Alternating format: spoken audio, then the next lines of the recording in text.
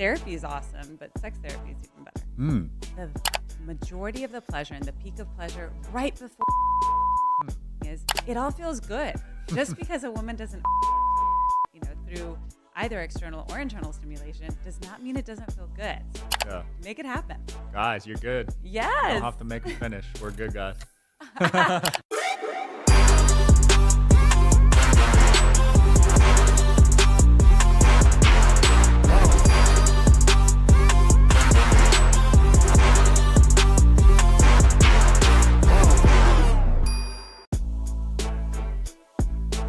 Welcome back to the show, guys. Got a fun episode for you guys today. We got sex therapist, Dr. Viviana Coles. Hi. Thanks for having me, Sean. Absolutely. How you been doing? Good. It has been busy. Business is Yeah? good. Yeah, business is good. And people are really starting to understand that therapy is awesome, but sex therapy is even better. So what kind of people are attending your sessions? Yeah, mainly couples. I've been seeing couples for 20 years. That's always going to be the majority of people that are having intimacy issues are going to come in, whether it's because somebody's getting dragged in or not. It's usually a couple. And then individuals who are having trouble with like dating, or maybe they've had past traumatic experiences in the bedroom and they want to talk about it and they want to figure it out. Those are things. That's the majority of what I'm seeing. And then, of course, affair recovery, really bad communication, conflict resolution issues. Those are all things that I see as well. Do you think it's possible for recovery for affairs, like people to recover from that?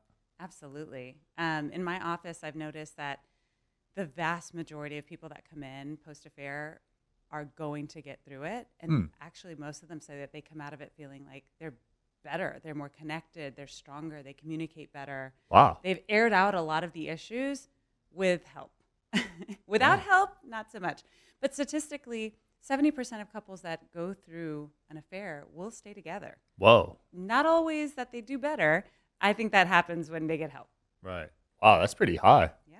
70%? Yeah, you're not alone. If you're even considering it, you're definitely not alone. Dang. How common are sexless marriages? Oh, you're not alone either. I mean, that is happening in just about at some point in every relationship. Wow. So sexless, the technical definition is fewer than twice a month. Twice a month. And for a lot of people out there, they're like, twice a month? Like, we don't even do it twice every 2 months, once a month.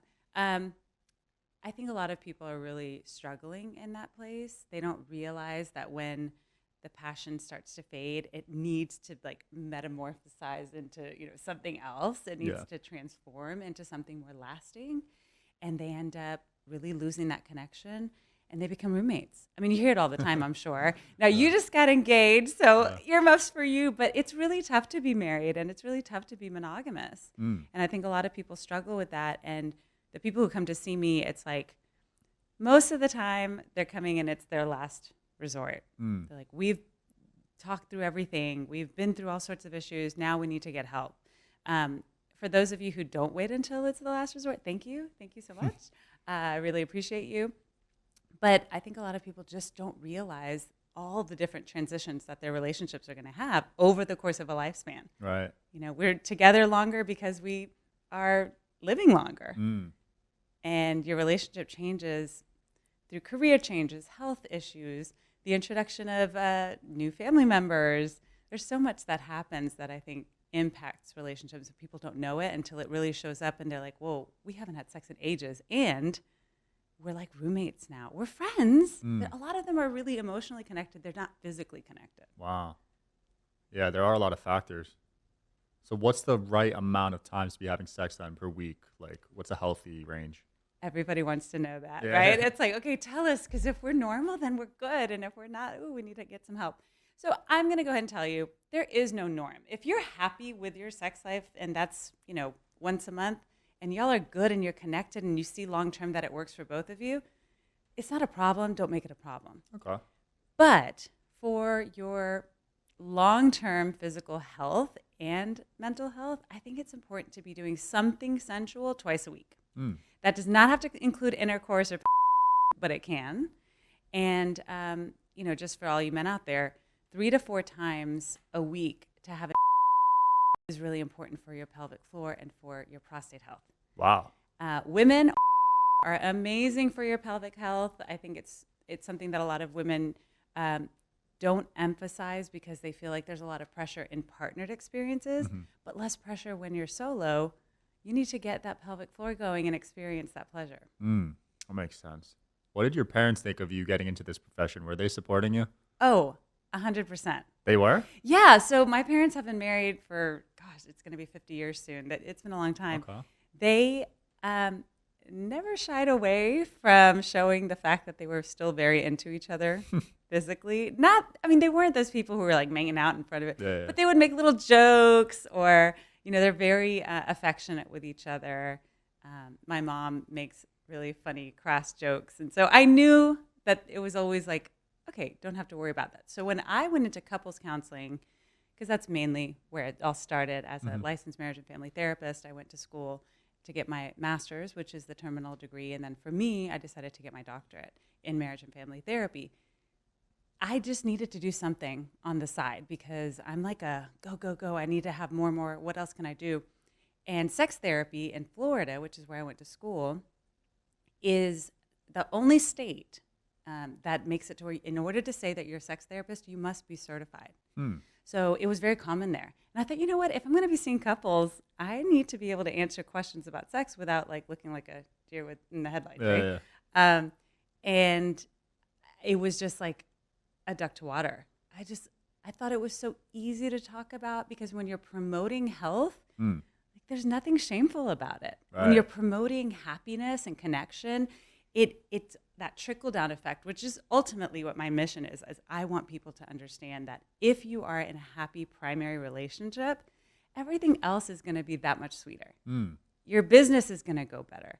Your health is going to be better. I mean, there's just so many benefits to having a healthy primary relationship. I love that. Yeah, some people, I guess, are scared or ashamed to talk about their sex life, but I feel like it's getting more open, right?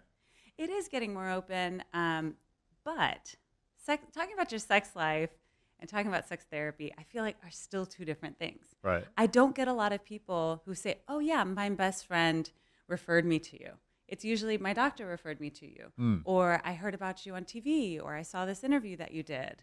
And while I appreciate that, I would love it if more people were saying, oh, yeah, I was at a women's group and they told me that they'd been clients of yours for years and they really enjoy what you do. Yeah. That's what I want to hear, because when that starts happening, that's when we've really like destigmatized and normalized sex therapy. When you're willing to say, hey, go to my, go to my mechanic the same way that you would say, go to my sex therapist, then we're on the right track. That's when we've broken the barrier. Yeah. What was it like going on TV? I know you were on Married at First Sight. Yeah. So I did 6 seasons of Married at First Sight before I chose to leave. It was so fun. Yeah. So much fun. But I also am the kind of person, like, I kind of make everything fun. If I'm going to do something, I'm going to have a good time. Yeah. I'm not going to stress out. It was really fun because what we're trying to do, and what I trust they're still trying to do, is make something really amazing happen in a really unique way. And so being a part of relationships where people literally are matched and married and they meet all at the altar, it's kind of wild. It's kind of bold, but it works. Sometimes it works, and when it works really well. People are on their second babies, third babies. People maybe don't decide to have babies, but they've been married for 5, 6, 7 years. So some of them are still together? Oh, yeah. Wow. Yeah. More than most other shows. They've stayed together, and there's a lot of, of course, people like to focus on when it crashes and burns. Right. And they try to compare it to like traditional matchmaking. I'm like, they've met each other. Like, this is totally different. You haven't met them. Yeah. And we have never seen them together, right? We don't see them together until they say, I do. And it's like, oh my gosh, are they going to talk? Are they going to like, is this going to come out? Are they going to bring this out of each other? Sometimes it's good. Sometimes it's bad. Yeah. Yeah. You never know where you're going to get it, I guess. But I loved being on TV. I feel like I've always felt good and confident and just presenting what I know. If people are asking me things that I have nothing, like no experience with, I'm going to get nervous. But when you're talking about things that I know about and I've done for the 20 years, bring it on. Yeah, I'll talk to anybody. Yeah, it's like giving a high school presentation on history. You're like super nervous. Yeah, exactly. Exactly. Man. So is it true 10 to 20% of women can't from sex? Absolutely. From internal stimulation. Yeah. That's kind of the stipulation. A lot of women are anal in general and just haven't been able to experience ever. And then the majority of them, the majority of women that are experiencing the 10 to 20, they can experience through clitoris stimulation, not through the internal or even, with a toy. Dang. So a lot of people have this idea that, simultaneous can happen. That is not the norm. It's very rare that happens. Of course, we've, romanticized and with and all of that, the idea that okay, well, we're both going to get off at the same time and it's going to feel like this. And no, what sex therapists have realized and what all the research has shown is that you need lots of time. So at least 20 minutes of foreplay. When you're in the act, you need to really try to do at least 4 or 5 different activities to get the most pleasure. And something that a lot of people don't know is that women experience the majority of the pleasure and the peak of pleasure right before And what that means, practically speaking, is it all feels good. Just because a woman doesn't, through either external or internal stimulation does not mean it doesn't feel good. So it doesn't mean you get to throw it all out. Yeah. Make it happen. Guys, you're good. Yes. You don't have to make them finish. We're good, guys. Okay. You got to make a concerted effort. All right. I'm just playing. But you mentioned what are your thoughts on that? Because some people are addicted. I mean, I see mixed things on it. Yeah, I see a lot of clients who it's become a real problem for them. From a more... I think overall it's a problem. I think it causes more issues than it does solve them, especially within relationships. I think that so many partners are struggling with, whether it's keeping up with the script, right? It's like, okay, well, this is what I saw in the last. This is how you're supposed to look and feel, and this is the way it's all supposed to play out. Because a lot of people have, it's really unfortunate that they've gotten their education, their sex education from that is not the way to do it. Do not do that. But a lot of people do. And for a lot of men, because they are curious and they're socialized to watch a lot more than women are, I think they're at the disadvantage of thinking that that's reality when it's not. Right. It's almost like the equivalent of not knowing what CGI is and thinking that everything you see is real. Yeah. And of course, when you get two people together and they're not robots, it's going to play out typically in a really sad way because expectations are disappointed, because communication about what's really going on doesn't happen. What's your advice to couples to kind of re-spark that fire? Let's say they've been together for a while and they've sort of lost that sexual drive a bit. Yeah, I think for a lot of people, if they've had issues for at least 6 months and they haven't been able to figure it out on their own, they need to see a sex therapist. This is what we do.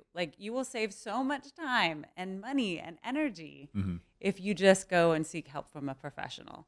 You're not going to get that in a Cosmo mag. You're not going to get that from a friend. You're going to get because most things that are going on sexually, there's an underlying cause.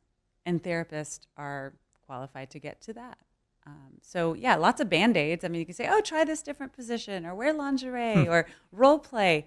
Okay, but if that was what was really going to fix it, then you wouldn't experience that for 6 months. Right. Because you can do a little search, how do I spice things up? And they always say, oh, try this, try that. And no, what's really going on is maybe you're super stressed out. Maybe your sexual functioning, you have performance anxiety.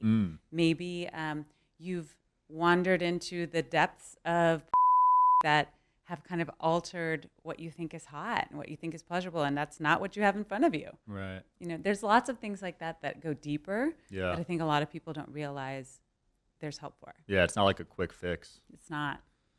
Man, do you believe in scheduling sex? Because there's this guy named Tom Bilyeu. He schedules his sex on the weekends only.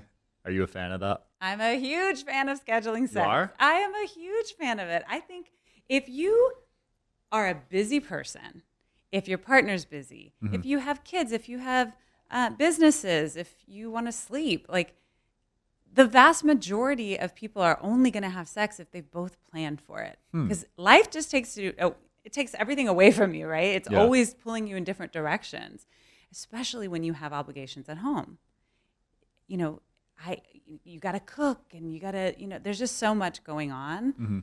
Scheduling, I think, is a huge plus. Now, what I will tell you, because I've gotten into arguments with people online about this, if you are having spontaneous sex and it's satisfying and it's enough, then no, don't schedule it unless you want something to like anticipate and look forward to. A lot of people do that on vacation. They anticipate, okay, we're going to have vacation sex. That's okay, but that's another form of scheduling. It is, yeah. But most people can't go on vacation all the time. Right. So it's totally fine. If you're having plenty of spontaneous sex and it's satisfying, don't worry about this. Yeah. But for those of you who are like, gosh, I wish we could have this more often, or I wish we had more time to, if we did it more often, maybe we would want it more often. Or if we did it more often when we introduced new things that we liked, it wouldn't feel so weird. Yeah. Then yeah, schedule. Wow. Absolutely. So are you putting it on the calendar, or are you just mentally scheduling it? Either or. I will say I'm often recommending that people put it on the calendar. Not if you're sharing it with work, though. Be very strategic about icons and things like that. But if somebody says, well, I don't like that, I don't think that that's sexy, then don't put it on their calendar. Just put it on yours. And that day to not take, too many pills or whatever, like your sleeping pills. Don't do it too early, or don't eat foods that are going to mess up your stomach, or don't get into that argument that is inevitably going to happen when you call that person after work. Like there's a lot that you can do, and I think a lot of people do that unconsciously. But if you were having this issue, then be more intentional about it and put it on the calendar. Are you a believer in premarital counseling? I'm absolutely. I created a program, the Dr. Viviana method for premarital counseling. Like I actually created that, I want to say about 15 years ago, because I was seeing so many couples on the brink of divorce. And I kept talking to them, and they would lead me to believe that if they'd only talked about these things before they got married or even engaged and worked on it, that they would not be on the brink of divorce. And selfishly, like as a therapist, if you see people on the verge, people like that just hate each other and resent each other so much for so long, it starts to really weigh on you. Like I have really good boundaries, and I'm able to shut things off from one client to the next. But over time, over years of seeing just like, oh my gosh, another couple who wants a divorce, another person who's unhappy. So I said, you know what? I'm going to create a premarital counseling program to address all the major things. It's a 10-session course, and I just feel like if more people did that, even if it was pre-engagement or even pre-cohabitation. Like, wow, there's levels. I mean, it all helps. It all helps. Knowing more about your partner before you're in the thick of it or before you're legally bound to them, I think it's great. Speaking of legally bound, what about prenups? Are you a fan of those? I think that there's a time and a place for them. Absolutely. Okay. Yeah. Especially if you're a go-getter, if you're an entrepreneur, if your family has set things up for you a certain way, I don't see why it would be a problem. Wow. I just don't. And a lot of the states have laws that will protect you from getting completely wiped out one way or the other. If it comes up, you should probably do it, because I think most people are happier that they did it than happier that they didn't.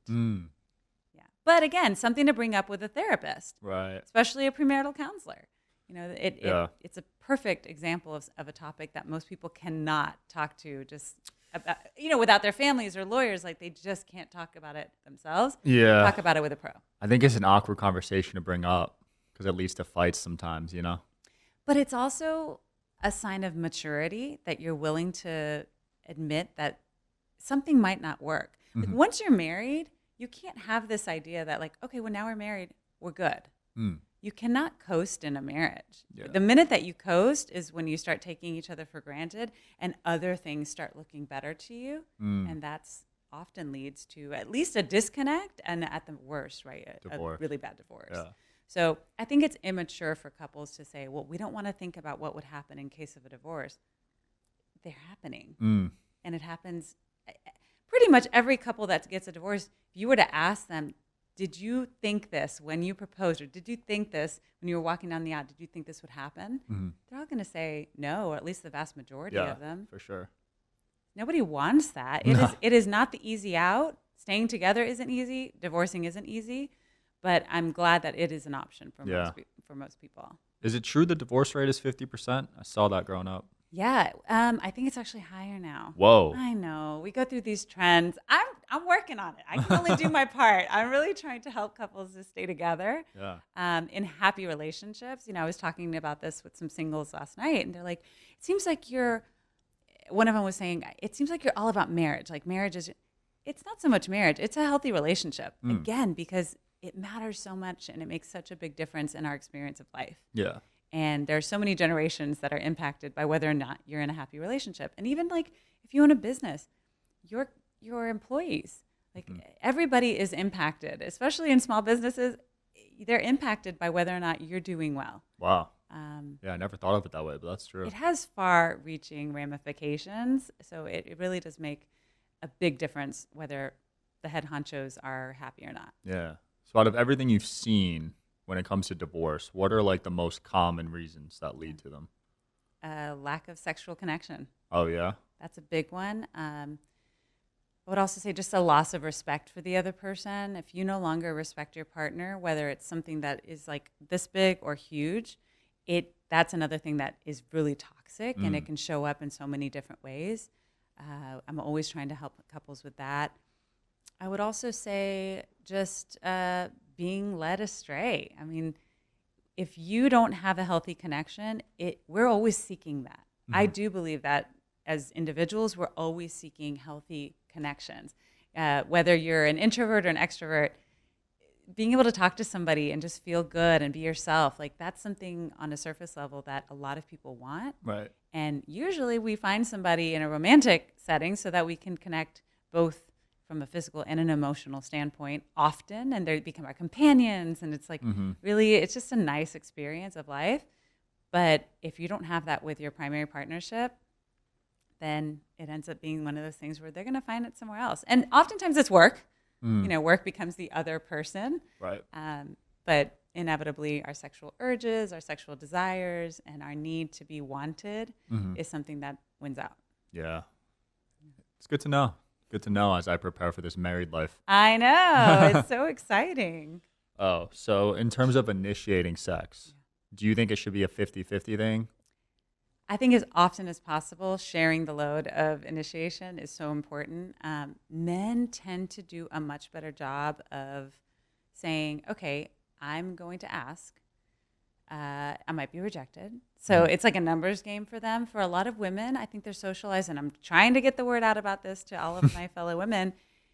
It is not only your partner's burden to bear. Like, they want to feel wanted.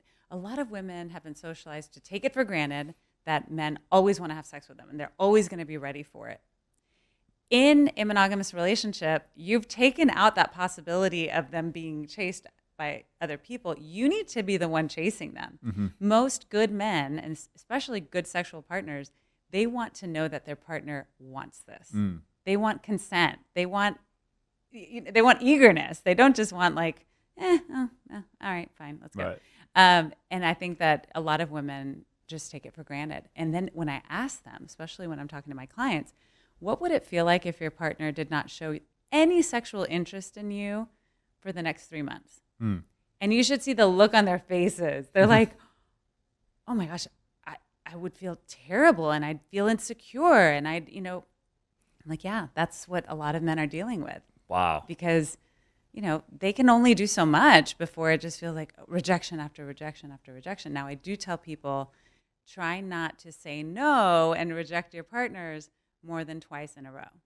Oh, that's a good rule to have. Except when people are like, yeah, but what if you ask multiple times a day? Okay, let's be real about this. But yeah, twice in a row, they're not going to ask a third time. And then the other part of it is with initiation, it really can, if you're not used to it, it can feel like kind of scary, and it can be nervous. Like it can be one of those things where you're just awkward. So find different ways of initiating, whether it's nonverbal.